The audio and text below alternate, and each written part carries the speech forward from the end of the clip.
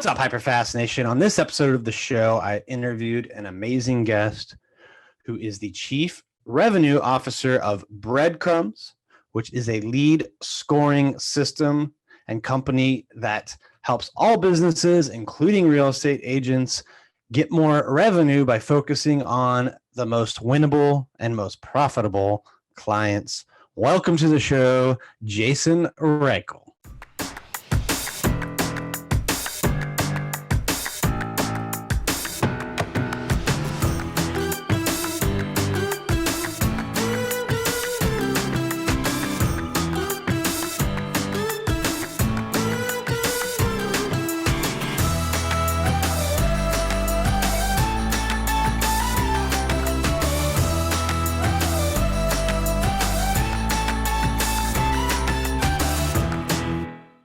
All right, welcome to the show today, Jason. How are you doing? I'm doing great. We're a little bit of in a heat wave here in San Francisco, so I'm in a t-shirt and a ball cap because I'm sweating my ass off. So we'll see how that works. What's a heat wave considered in San Francisco? Like 79, 80. I lived in Texas before. I know I shouldn't be complaining, but it's been a long time since I was in school in Austin. So yeah, Texas and Florida, like that'd be a cold day. Like yeah, I remember. You'd be breaking out your hoodies. Well, awesome. Well, before we dive into CRMs and how you can use technology to expand your real estate business, especially if you're building a team, why don't you give our listeners a little bit of background on who you are and how you got to where you are today? Sure. My name is Jason Reichl, and right now I'm the CRO of a company called Breadcrumbs, which we'll talk about quite a bit during this episode because Breadcrumbs really allows you to prioritize your prospects that are engaging with your content. And really important, I think, when we talk about things like in real estate around recency and frequency of people engaging with content, looking at property listings and all of that kind of stuff. So I think we can save that for a little bit later. But my actual background is I came into technology in the way of consulting. So I worked and ran consulting teams for a long period of time, all focused on revenue teams, growing that revenue team, working directly with Salesforce.com. Ultimately moving into my own business that I ran as a CEO for 6 years, focused on an area called revenue operations. I actually popularized that term, and revenue operations just means the team that is behind the scenes that's taking care of the frontline actors. So taking care of the sales, marketing, customer success people, making sure that we're focused on revenue growth as a primary output of that operational work. And sort of making sure that the customer is at the center of it. And one thing that I really liked about reading about your podcast and your business is we are in the age of what I call the personalized age, right? B2C companies are doing it where they know exactly who you are when you're looking at their products, and they're giving you messages that are very explicitly to them. And in the B2B world where I come from, that's still not really the way it's done. So I focused my career on helping really large tech companies move closer to their customer and closer to a personalized experience, really built on the back of things like what real estate agents have found to be successful, and on the back of what B2C good companies have found to be successful. And so that's where I ended up at Breadcrumbs, because after all of that, decided to build a platform that made that easier. And at that company, I'm running the sales, marketing, customer success, go-to-market functions. Well, I think a lot of people in real estate and probably other businesses, small businesses at least, they're good at the personalized service when it's just small, when it's like them. But if people want to scale, how do you do that and maintain the high touch, personal type of communication so that it doesn't feel like it's coming from some big company to that they're just one of many people? How do you do that at scale? So segmentation becomes very important. So one size doesn't fit all. Some people, if you're like, say you're a small organization and your process has been to reach out to people, be very responsive.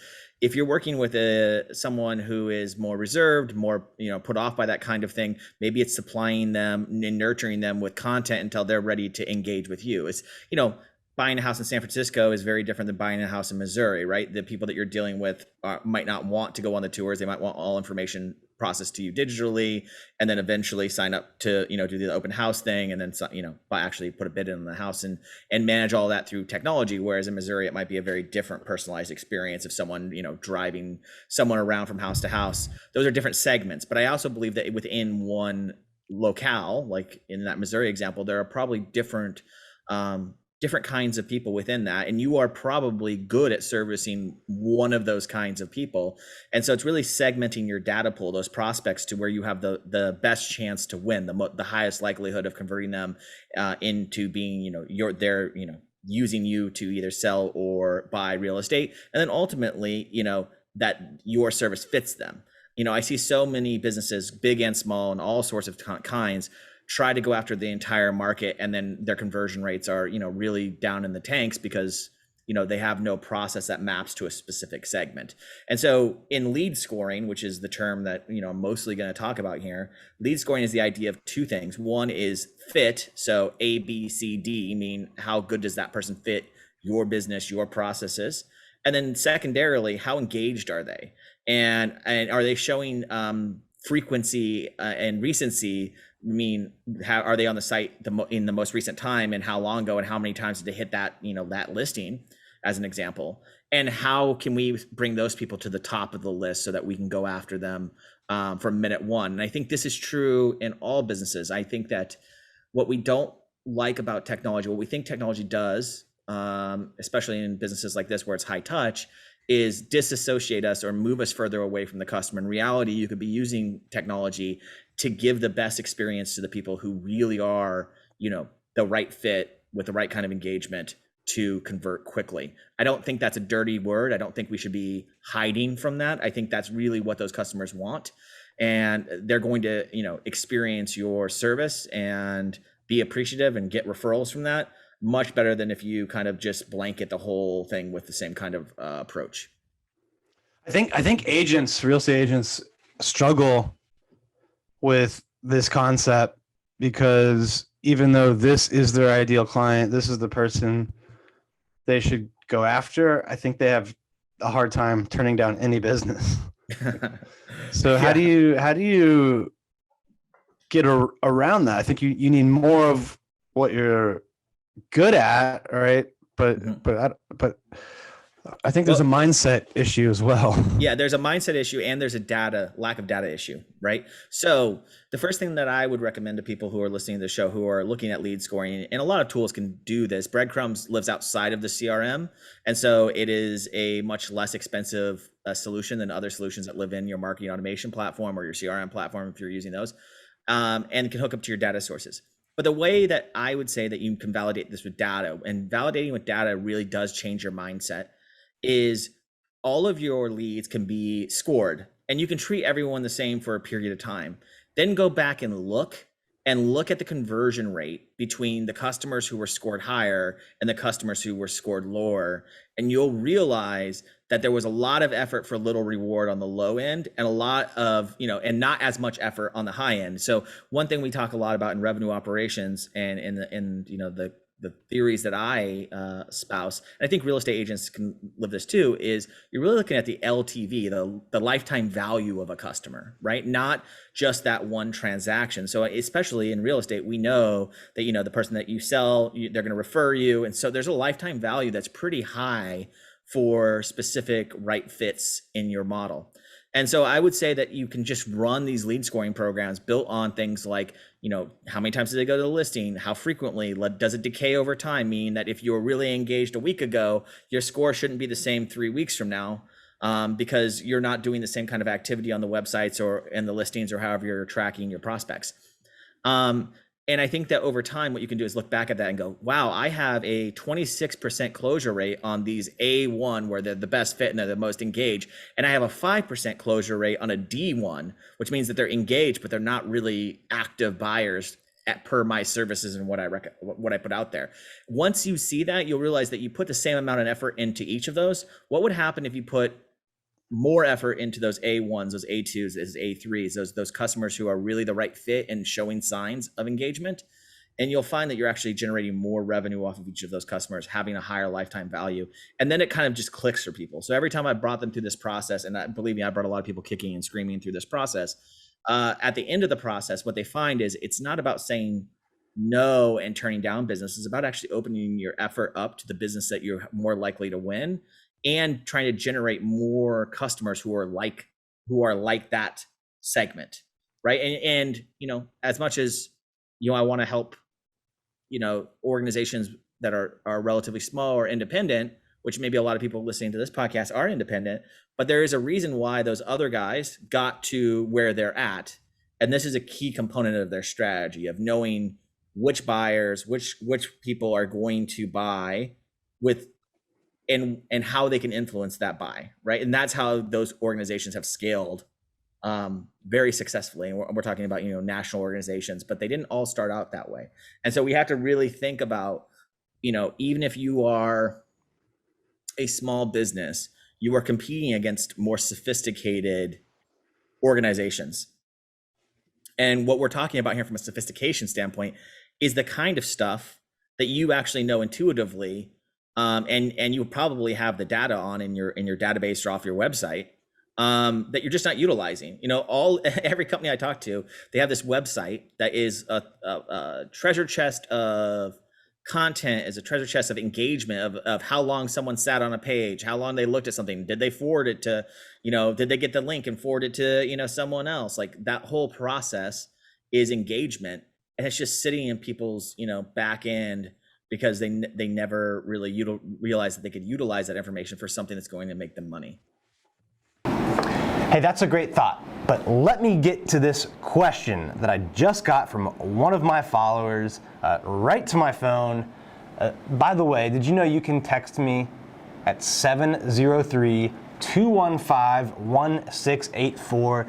This is a new thing I've rolled out. I'm letting my listeners and people that subscribe and follow me on social media connect with me directly to my phone on text message. It's me answering them and responding. You can ask me anything about real estate, investing, business, whatever. Just text 703-215-1684 and I will respond to you.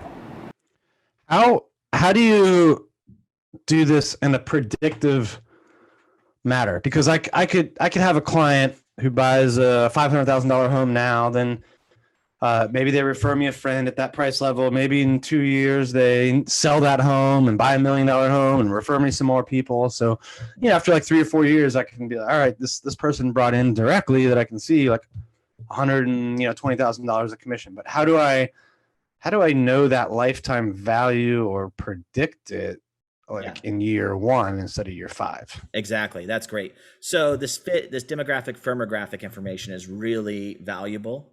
And so this is, who the person is, their salary, income, all of these kind of things that will lead to a demographic perspective.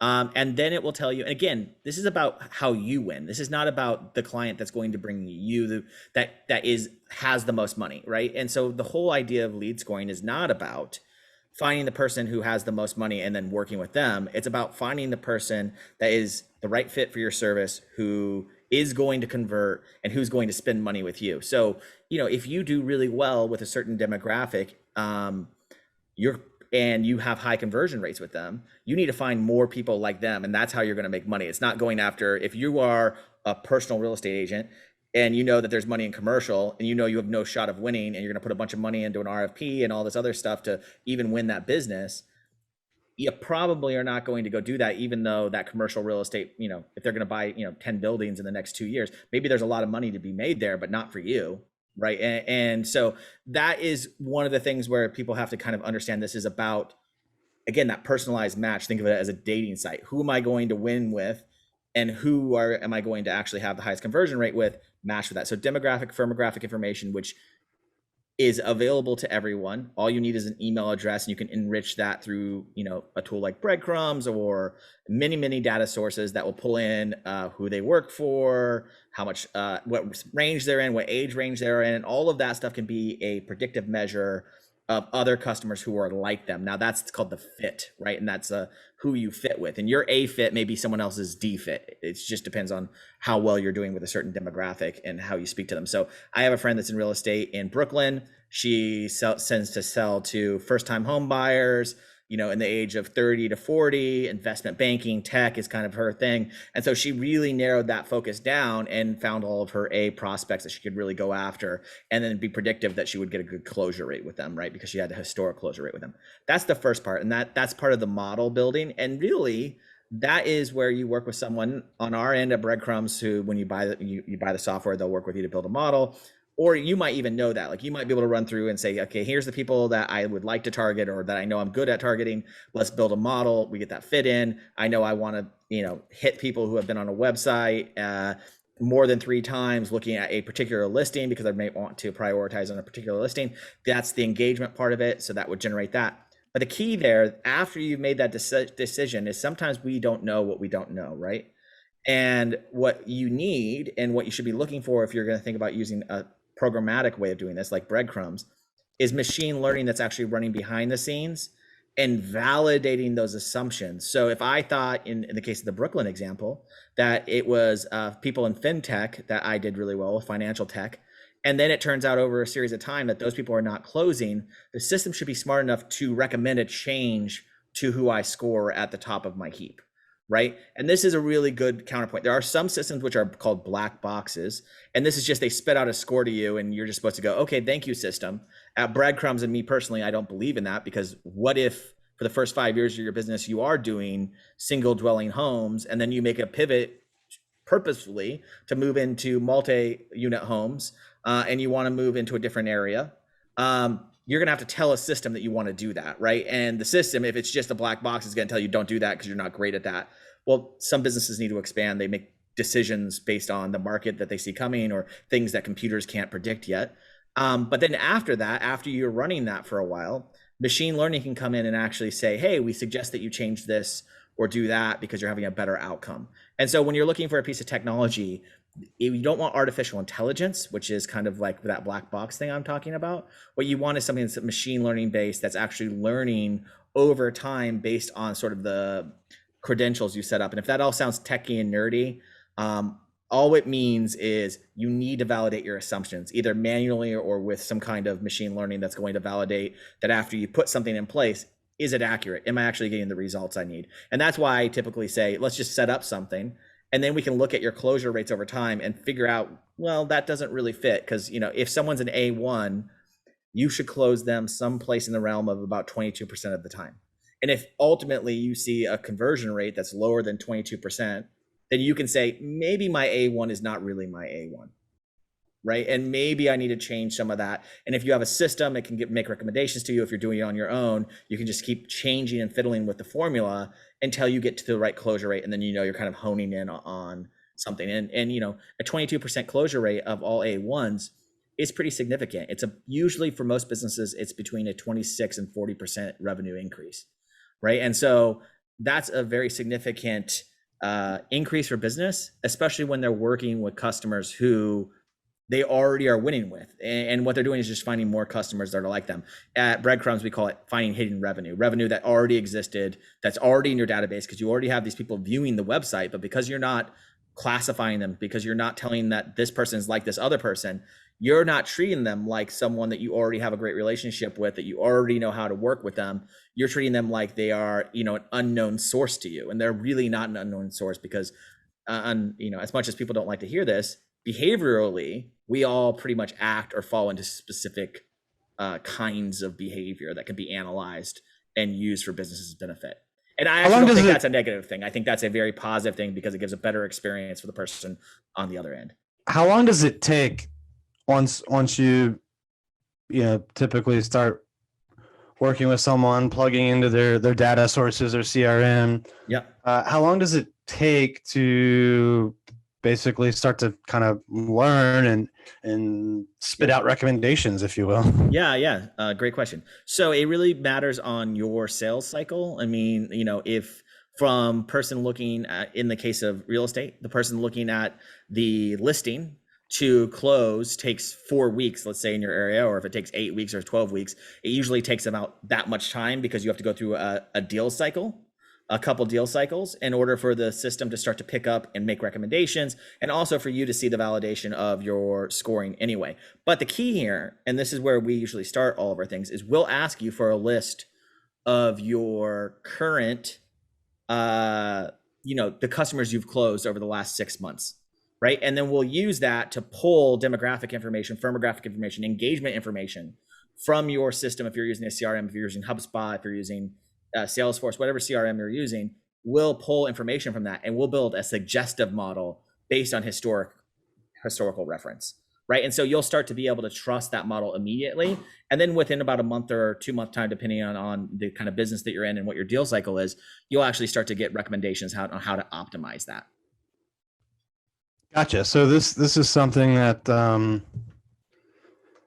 it might not produce you results in a few weeks or a month or two, right? Not much will, but we're talking a reasonable time, a couple sales cycles, so probably like 6 months to a year for most real estate agents. Where I mean, really right away, what you'll get. Hone in.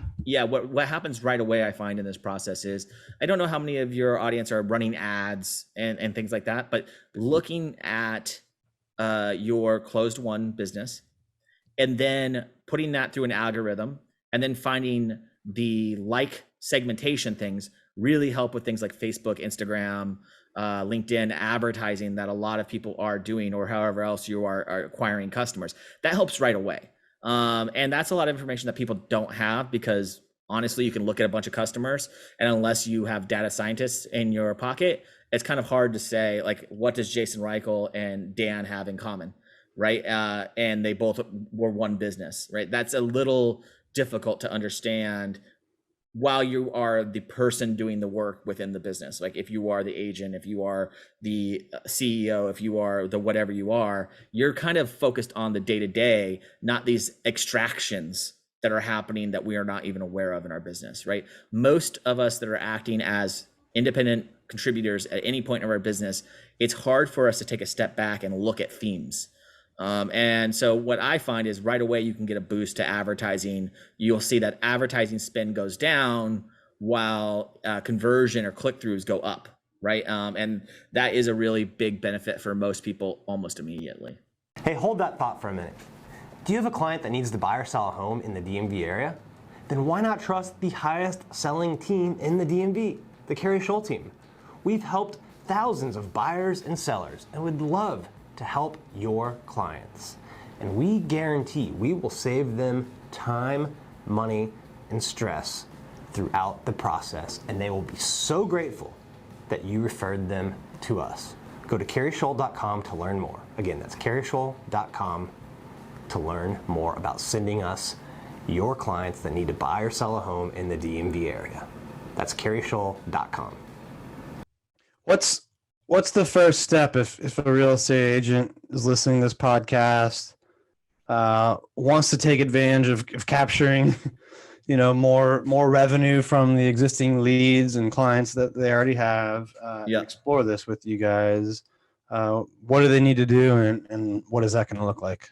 Yeah, well, first of all, I want to say that if you use Breadcrumbs or not, it doesn't matter. This is the way that large ticket B2B or B2C large ticket items are going, right? So this is not about Breadcrumbs being a solution. We built Breadcrumbs as a standalone solution so that you don't have to pay the exorbitant fees of buying a whole CRM to get this, what we're talking about today. We decoupled it from the CRM or marketing automation platform because not everyone needs the email blast to 100,000 people. You might not have that, right? But usually that's where this tech exists in those kind of tools. And so what we would recommend is you go to breadcrumbs.io, and breadcrumbs.io, you can sign up there and get a demo from one of our agents, and we'll help you build the model. But if you are looking at on how to do this yourself, which you can make some steps to do, what you really need to look at is, things like when did my lead last engage? When did I or a member of my team last engage?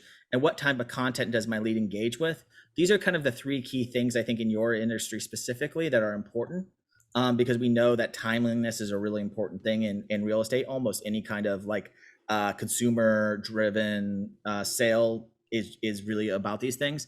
And then secondarily, what are they doing that makes you think that they are more likely to buy than not? And you can just create a hypothesis on these things, and then look in your data and see, the customers that you think fit within that. So let's look for everyone that's engaged with us in the last month, where we have not engaged with them in the last month, where they've been on a listing more than 2 times.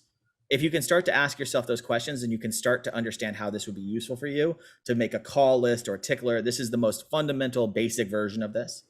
And then you could also look at something like Breadcrumbs that then could read that data and tell you, well, actually, yes, you have that list of 50 or 60 people maybe, but here are the top 3. And go spend your time on those top 3. Reach out to them on a daily basis, call them, do whatever you need to do. On these other ones, just send them an email, because they're probably not going to respond anyway. And that is how you operationalize that sort of intuitive nature that a lot of people in the industry already have. So breadcrumbs.io, you can find out a lot, but there is actually, if you type, and I looked through this to make sure that what I was talking about was relevant to the audience. If you look up real estate lead scoring, there are a lot of sophisticated trainings that speak to this, except they have you doing all the work. So if you go to Breadcrumbs, then obviously a system can do that work for you, and it will speed up that process, right? And so I think that's kind of how we could play in. But for you to figure out if this is useful for you, you need to know that you have contacts that who want to engage. You have to know that you don't have all the time in the day, and you don't have enough resources to really give them the attention they deserve. And so in that case, it probably means that you are in a place where you are getting more engagement than you have time to engage with, or you can't respond, end up going with another broker, right? Those are the kind of, if you have those business problems and you think you have those business problems, then this is a really great solution for you from a theoretical standpoint. Breadcrumbs is a practical application of that, so that you can get it up and running, because it's just technology. But really, I think you need to know that that you have the right kind of problem for this. And so that's what I would recommend to people who are just getting started with this, or thinking, hey, is this interesting to me?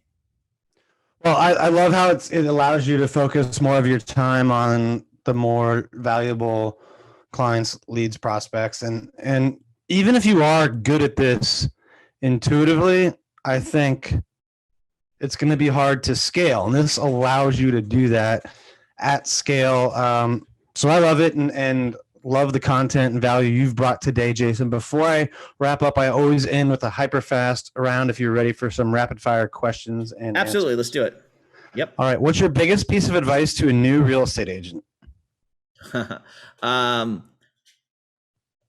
I think that there was a big swing, like when all those HGTV shows and stuff showed up, people getting into real estate because they liked houses or they like dealing with people. I would say that my biggest advice to people is that you have to be able to engage with this as a business in order to be successful, because it is a business. It is not customer service. It is not any of those things. It is a business, and the business is getting people into homes, which is a very fulfilling job, but you need to treat it like a business. And so if the stuff I'm talking about, you're like, I have no idea how to even get started on that, I would urge you to really dive into what it takes to scale a business, because even if you want to be just by yourself, I'm sure that 5 years from now, 20 years from now, you don't want to be putting as much effort into your business today as you are 20 years from now. Everybody will get burned out by that. So treat your real estate business as a business from day one. Try to be technology savvy, because I think it actually will make your life easier in the long run.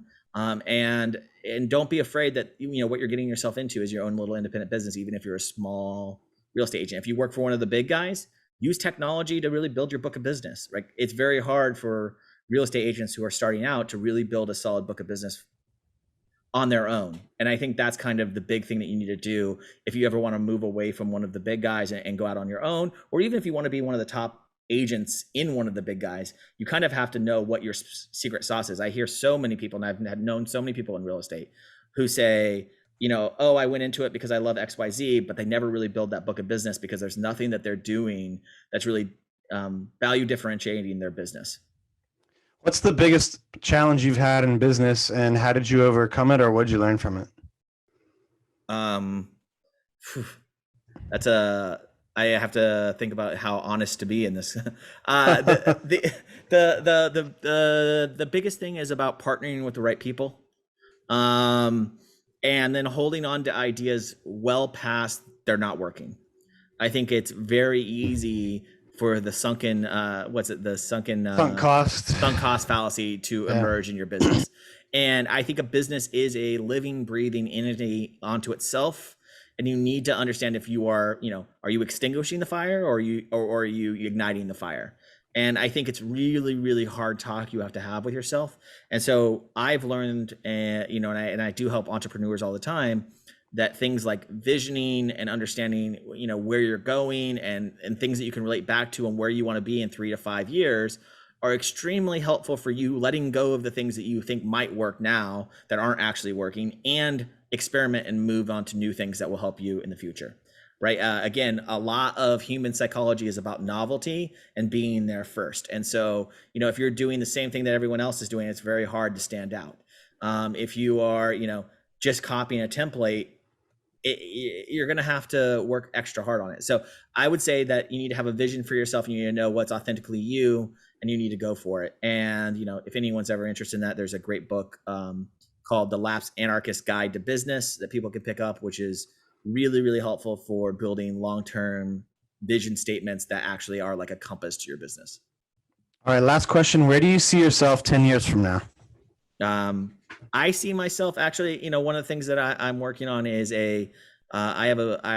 myself and a business partner have an idea for, I have to be careful what I say, because in tech world, we have to be really stealthy about what we're talking about. But I do think that we're going to see, Airbnb and other kinds of things have kind of taught us that, the traditional idea of what you buy and then how you make money off it is different. And I think the real estate agents are, latched onto that and are helping people buy those houses. But I actually think that what we're going to see is a brick and mortar shift, and where people want to buy in different kinds of environments. And so I'm working on a platform that would enable organizations to turn their space into a shoppable space. And that directly ties into the real estate market, how homeowners can get more money off each square footage that they have and things like that. So I'm working on that, and I'm hoping that in 10 years, that company is synonymous with the real estate world and with the like Airbnb, Vrbo kind of world. Amazing. Well, I look forward to hopefully seeing that come to fruition. Thank you so much for being on the show today, Jason. If people want to get in touch with you, connect with you, learn more about Breadcrumbs, how should they do that? Breadcrumbs.io. We have really great sales engineers on there. And what I mean by sales engineers are people who have built models for hundreds and hundreds and hundreds of businesses that will walk you through the process and look at your data and walk you through what's going to work. If you want to reach out to me, it's Jason Reichl, Reichl. I'm very active on LinkedIn and post a lot of things that can help entrepreneurs. So check me out there. Thank you so much for tuning in. We can't wait to see you next time. Thank you for tuning in to this episode of the Hyperfast Show. Subscribe to us if you want to make sure you get the latest and greatest Hyperfast shows. And remember, we love reviews. Reviews help us bring better and better guests and improve our shows. So give us the good, the bad, and the ugly. We hope you enjoyed the show, and we will see you next time.